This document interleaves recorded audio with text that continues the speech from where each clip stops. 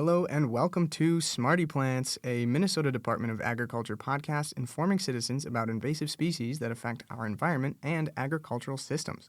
My name is Aiden Silver, and I will be your host as we begin a series on cleaning up your outdoor spaces in the fall. It's no secret that maintaining outdoor spaces is an important part of being a good neighbor.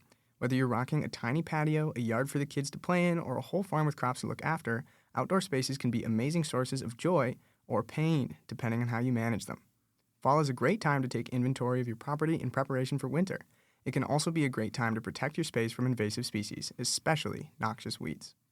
The next two episodes of Smarty Plants will be about how to properly enjoy your outdoor spaces in the fall. Fortunately for me, here to walk us through the ins and outs are two very knowledgeable plant experts, Emilie Justen and Bob Dunning. I'm so happy to have you both here. Emilie grew up on a dairy farm in Wisconsin and always preferred the outside chores to the inside chores. She graduated from the University of Wisconsin-Madison with a Bachelor of Science in Horticulture. She worked retail and wholesale nursery trade before receiving her master's in horticulture from Iowa State University, and since then she's worked for the Minnesota Department of Agriculture for over 10 years on invasive species and noxious weeds. She enjoys helping people identify plants and figure out how to manage problematic plants. Welcome, Emilie. We're so happy to have you with us today. Thank you. I'm happy to be here. And our second guest is Bob Dunning. Bob has worked with Stearns County for the past 24 years. He spent the first 13 doing highway maintenance and the last 11 as the county's agricultural inspector. In his free time, he enjoys fishing, ATVing, snowmobiling, and everything else outdoors. And he has one eye looking for invasive plants wherever he may be. I love that. It's good to know someone's looking out for us. Thank you so much for joining us, Bob. Thank you as well. Glad to be here too. My first question is, are there any invasive species in the room with us right now? Do I need to be worried? Not that I can currently see. Okay, good. That's a good start then. Why don't we start from the beginning? So you're both noxious weed specialists, and that word jumps out to me. I don't really like weeds already. So is that word noxious added in there just to make me like them even less? Or what exactly is the difference between a weed and a noxious weed? A noxious weed is a plant that the state has deemed to be harmful or detrimental to livestock, humans, the environment. The state decides which plants should be deemed noxious, and they put them on a noxious weed list. So it's a legal definition? It's a legal definition. Only the state determines which plants are termed noxious. A weed, however, is just a plant growing anywhere that you don't want it to be. It could be a blade of grass in your vegetable garden to a thistle in your front yard. So I've also heard people talk about like non-native weeds or invasive weeds. Are those different from noxious weeds then? Non-native weeds are invasive weeds can be either native or non-native. The term invasive weed really means that it's a plant that strives, reproduces, and persists in the environment, sometimes spreading and becoming problematic. Got it. So noxious weeds are like a level up from unregulated weeds. Exactly. Okay. So who decides which weeds then get put on this noxious weeds list, and how do they decide that? So the Minnesota Department of Agriculture has a noxious weed advisory committee that is both in statute and also membership goes through the Secretary of State's office. Is there any impact to me when a noxious weed gets put on that list, or what actually happens after the weed gets on that list? A landowner would only be affected by the noxious weed list if one of the plants which is listed is growing on their property. If someone finds one of those plants growing on their property, then they have to comply with what the list determines is Minnesota law. Gotcha. Okay. So it can have an impact on you and your property if that weed is found, right? It definitely can. Okay. Well, I'm really appreciative of the expertise you guys are bringing in. I'm trying very hard to resist calling you smarty plants. I think the chances I talk about going into the weeds or making some other very bad puns are high in the near future. But as we start to get into what exactly the relationship is between noxious weeds and fall cleanup, I'd love to know more about your backgrounds and what exactly it is that you do to facilitate noxious weed management. So Emilie, why don't we start with you? What exactly does a noxious weed specialist do? Okay. So At the Department of Ag, our noxious weed specialist staff verify reports that come in on noxious weeds by going out into the field to look at them in person. And then there's also mapping of noxious weeds that we do. We also have a weed biocontrol program for a few species on the noxious weed list, and the biocontrol agents are insects for all of the weeds. And so we have staff people that can go out and collect insects and move them to other locations if there's a need for that. They also work with county ag inspectors on weed biocontrol, following up on other management. We do trainings for counties and townships on what the noxious weed law is and plant identification, and a lot of weed management too for different entities. Okay, so like Bob said, the noxious weed list maybe doesn't matter to me unless I find a noxious weed. And a noxious weed specialist like you helps me figure out, is there actually a noxious weed in my yard? And if I do find one, you're the one who comes out and checks to make sure I'm right, and you help me manage it if I am right that it is there. Is that correct? Yes, that's a really good summary. Thanks. Okay. Well, and what does that management look like? Weed management is kind of an abstract thing. I think of like just pulling it up by the roots, but is there more to it than that? Yeah, that's one method. Hand pulling can be a management strategy. It really depends on the situation. There are quite a few tools now that we have. I mentioned biocontrol is one tool, hand pulling, in some cases, tilling an area can manage weeds. We have herbicides that can be used as well, depending on the situation, and fire sometimes. Oh, sometimes if there's woody species like buckthorn, people have tried using what are called forestry mowers to kind of mow them down and come back later and do other treatments to them too. And when we're talking about herbicides, there's many ways to apply herbicides. We try to do it as best we can without impacting the environment too much. If it's a woody plant, it could be cut and spray just the stump and not affect other beneficial vegetation in the area. There's many options. That's great. Well, I hope that gives some hope to homeowners who find weeds. There are many things you can do. You can burn them, you can pull them out, you can apply herbicides, and it's helpful to have you, Emilie, as an expert to help them through that process. It does, however, sound like you're identifying the weed, you're managing the weed. It sounds like you kind of cover all corners of that process. Bob, is there any work left for you as a county ag inspector, or what do you do in your role? There is some work left. Okay, good. A county ag inspector is essentially responsible for enforcing the Minnesota noxious weed law within their respective counties. So there's 87 counties, there's 80-some agricultural inspectors. The ag inspector is the lead enforcement or the lead contact for citizens within their county relating to noxious weeds in any form or facet.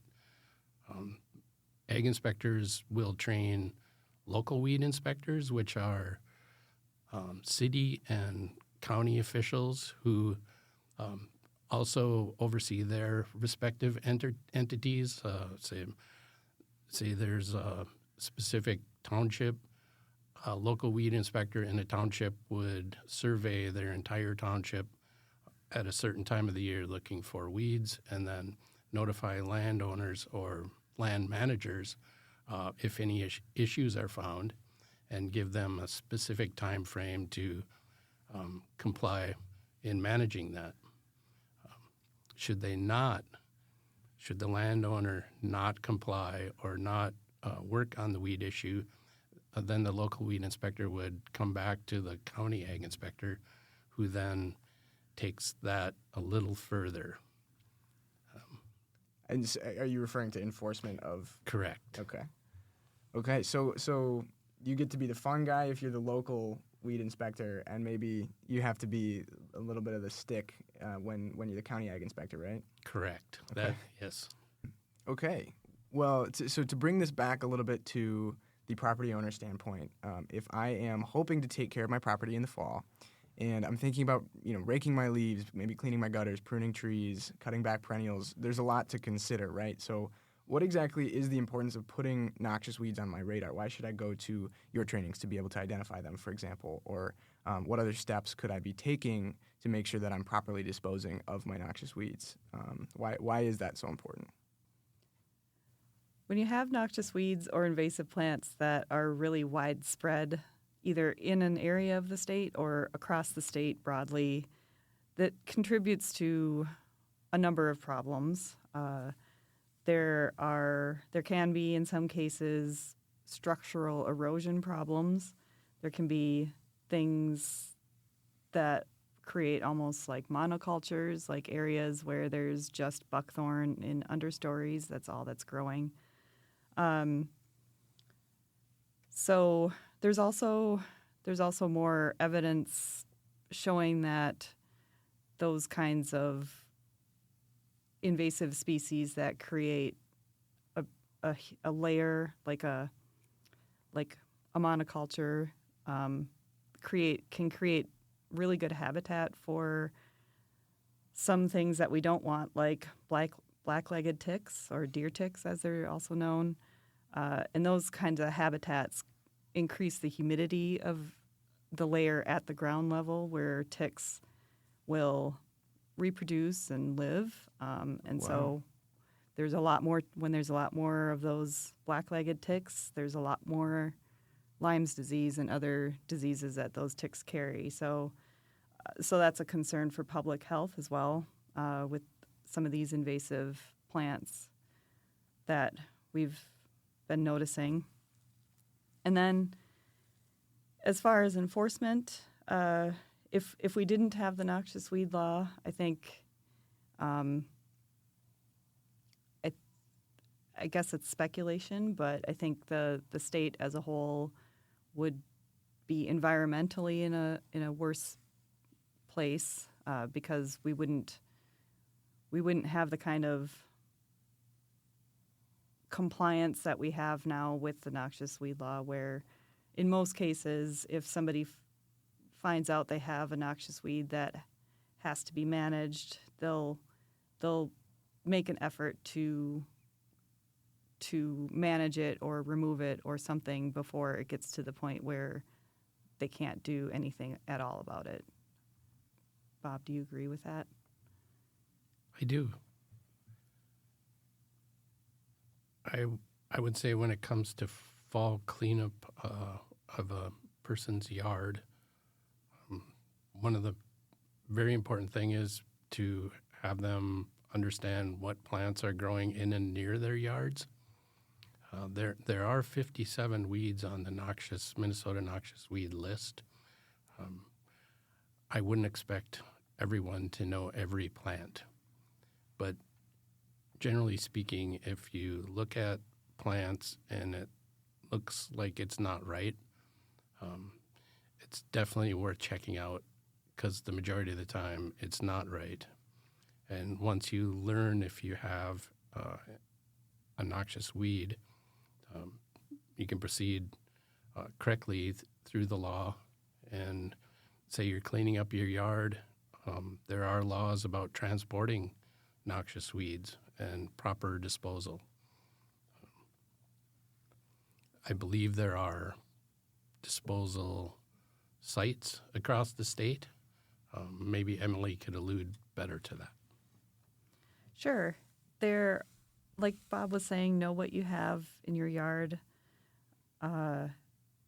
It's good to check with your city or your county to see if there is a designated disposal site in your area. Not every city has a site for buckthorn disposal, but it's worth checking with your municipal disposal area sites to see if they do take noxious weeds as part of their yard waste, or have an area set aside for noxious weeds. One thing we're definitely trying to avoid is spreading invasive plants and weeds across the state by transporting them in not the greatest manner. Yeah, I want to highlight a couple things of what you just said. The first one is your point about how it can be intimidating to try to memorize 57 different weeds that are on the noxious weed list, but it's a lot less intimidating to just know what couple plants are in your yard, and if those plants are suddenly getting brothers and sisters that they didn't have the day before, that's a problem. So that's a good point. If you are someone who owns property and you're not sure that you can actually learn how to identify all of the noxious weeds, you don't need to. You just need to identify the plants that you do want to be in your yard. And I thought it was a good point, Emilie, that you made about public health and also about transporting the weeds, because I think it's so easy to assume that if there's a noxious weed in your yard, it's not a big deal because it's one weed and it's one yard. And to be unaware that there could be a chain reaction from that, to the point where, like you said, you can create a monoculture and you can have disease and an uptick in other invasive pests because of that. So it's really, I think, it sounds like it's important to remember that it's not just you. And by, say, managing your weeds properly or not transporting them improperly, like you said, Bob, you can prevent a lot of future problems, not just within your ecosystem, but also within the people in your community, your family, and your friends, right? So, and then a follow-up question to that would be, if we are recognizing the importance of weed management and following the noxious weed law, is there something about fall specifically in that season as we transition to winter that you need to worry about, or specific weeds, for example, that listeners should look out for in the fall, or ways that the strategies for weed management differ in the fall season compared to other seasons? When you think about cleaning up yards in the fall, a lot of plants are already in seed at that time. And so you want to be careful when you're cleaning up so that you're not spreading any seeds of any weeds that you might have in your yard. And like we've been saying and have said multiple times, you want to know what you have, and plant identification is really the first step in any kind of weed management program. So you want to be careful you're not spreading seeds of any noxious weeds. There can be sometimes some diseases, plant diseases, that are harbored in leaf matter. So you want to be careful about disposing leaves that might have some plant diseases in them. And then it's also a good time to think about the life cycle of plants too. Biennial plants are really, in the fall, are a really good time to do a treatment or pull them or try to dig them out sometimes too, in the case of wild parsnip. And could you just define what biennial plants are really quick?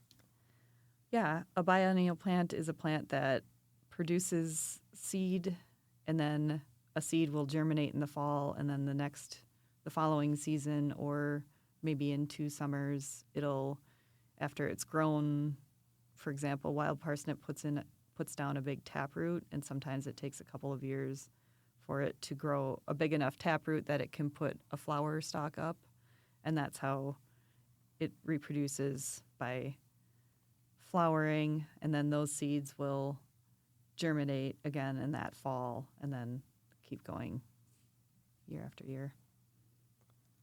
Awesome. So then fall is a good time to take care of those plants specifically then?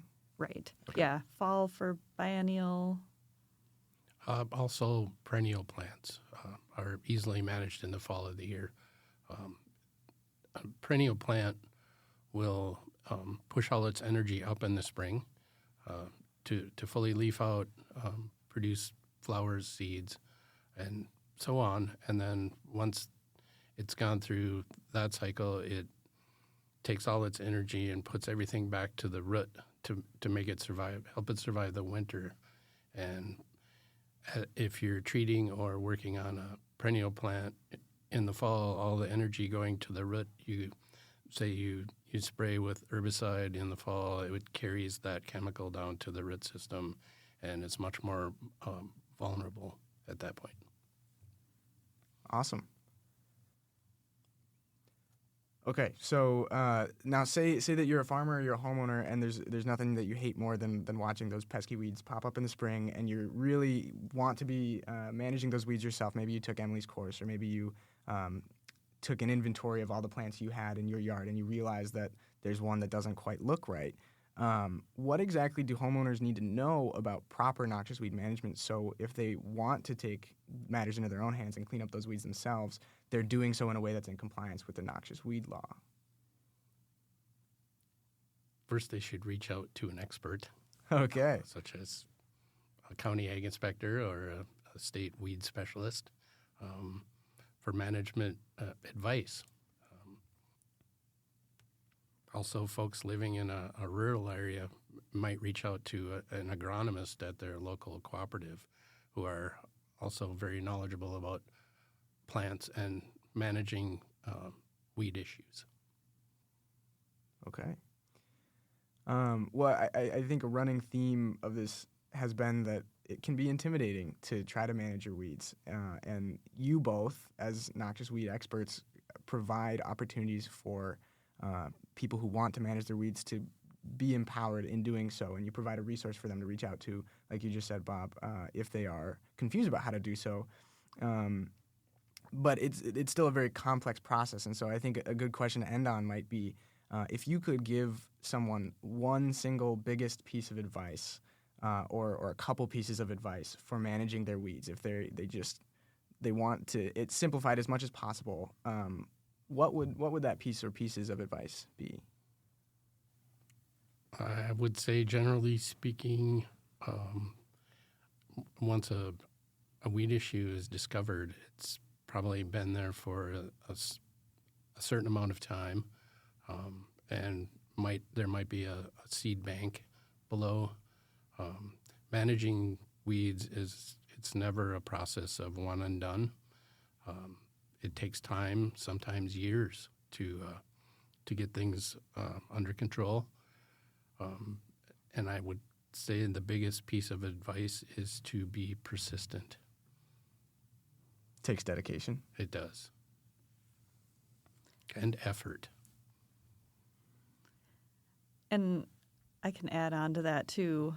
I do get a lot of calls from people, homeowners, who might be overwhelmed when they find out they have a noxious weed. For example, like we were talking in the beginning, the word noxious is a heavy word, an alarming word. And if they find something that they have like a knotweed that they then look up to find that it can grow through foundations, it can grow through pavement. It's a very alarming species to discover that you might have in your yard. And so that can all be pretty overwhelming. And so my big piece of advice to people is, if you are feeling overwhelmed, try to break your plan, or try to come up with a plan and break it down into small, manageable pieces. You don't always have to do everything at once. And if you have multiple acres of something, that also becomes overwhelming. Again, break it down into smaller pieces. If you can work on things on your own, try to just do small bits at a time so that it's not too much and too overwhelming. And like Bob said, it takes time. Something like a knotweed that's a perennial will take years to kill, even with persistence. And that's what everybody is dealing with at the same time, though, too, that you're not alone with any of that. And it does take time and persistence to manage a lot of these plants. Sure. So break it down so that the tasks seem a little bit easier. Don't be afraid to put in the effort, and definitely don't be afraid to call in the experts, right? Right. All right. Well, that should be a great note to end on. Bob and Emilie, thank you both so much for your time. It has been an absolute pleasure talking to you today. This has been Smarty Plants, a podcast from the Minnesota Department of Agriculture. Our producer is Brittany Ravel. Our editor is Larry Schumacher, and I have been your host, Iden Silver. If you think you found a noxious weed on your property, shoot an email to Emilie at noxiousweeds.mda@state.mn.us. You can learn more about noxious weeds and other invasive species that affect our environment at www.mda.state.mn.us/plants-insects, where you can also find a list of county ag inspectors. While you head to our website, we'll be working on the next episode of Smarty Plants. See you there.